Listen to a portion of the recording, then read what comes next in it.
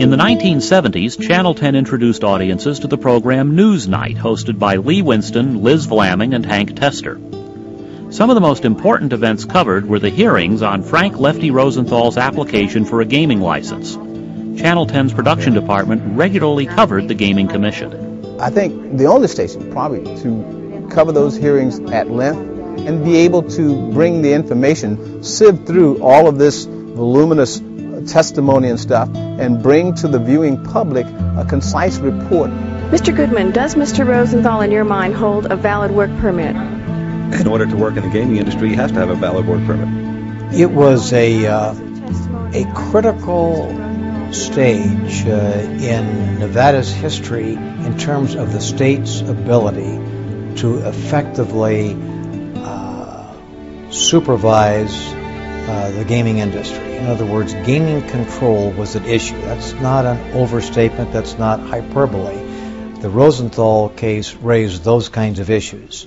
So this was probably one of the most important cases in the history of Nevada gaming control. Frankly, some of the video that we shot, especially the confrontation between Harry Reid, then involved with the Gaming Commission, and Frank Lefty Rosenthal, and that confrontation was played out in the movie Casino. That was our video. That was our video that they took word for word and put into the movie. Tell me I was at least at the dinner. Allow me that much. Give me that much at least.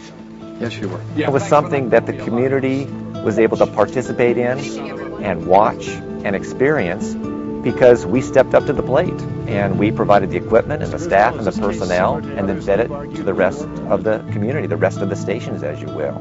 The equipment and staff required to keep the station running cost money. Money from the school district and the federal government had been instrumental, but in order for the station to grow, additional money was needed.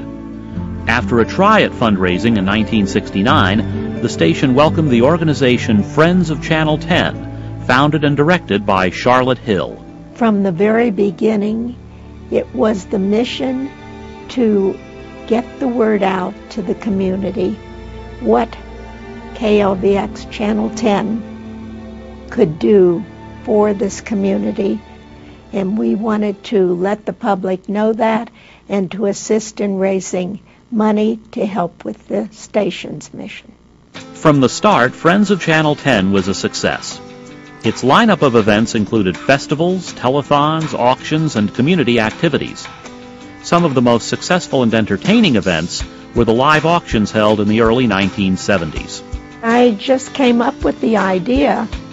It was the forerunner of program underwriting, that I would have a live auction and a gourmet dinner at one of the leading hotels and have entertainers, stars that would be my auctioneers, and it would be something that everybody would want to attend because it was going to be on live television, and that just hadn't been done here before. And I couldn't believe that people watched this at home for 4 or 5 hours. The audience did watch, and they loved what they saw. Friends of Channel 10 successfully brought recognition and money to the station. Celebrities, businessmen, and politicians in the community paid attention too. Programs that were the first of their kind premiered on PBS, changing how children and adults were educated by television. The beloved children's show Sesame Street premiered in November 1969, followed by The Electric Company in 1971. In 1975, Friends of Channel 10 hosted a thank you party at the historic Jockey Club, thanking the many supporters and contributors who helped make these programs possible. Many of the guests shared why the station meant so much to them personally. But my kids told me that Channel 10 was a good thing, and took me over to the TV set and said, here's why. And I got hooked on Sesame Street and the Electric Company. Especially the count. Sure, the count. That's right. Yeah, that's very good. My daughter Jill can do the count better than anybody. Well, it's the people that are obviously listening in the audience this evening are supporters of Channel 10, as I am and my wife over the years, and I just hope that your support continues to grow. You'll have my support, any effort that the legislature can provide to assist you. Thanks to the support of the legislature and the federal government, and the continued backing by the school district, Channel 10 moved from Votech and opened its new facility in 1979 on Channel 10 Drive. The new facility had state-of-the-art equipment, studios, and editing capabilities.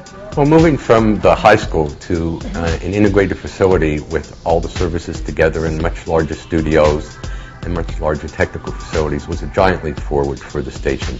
The station welcomed the community to an open house celebrating the occasion. Many supporters spoke of their excitement about the new facility. It was Shang that introduced me to public television. To Sesame Street. Honestly. And he would get up every morning and Sesame Street would come on, and he's been watching it for a long time. This brought us closer to the community, where people lived across the street could come over and see their public television.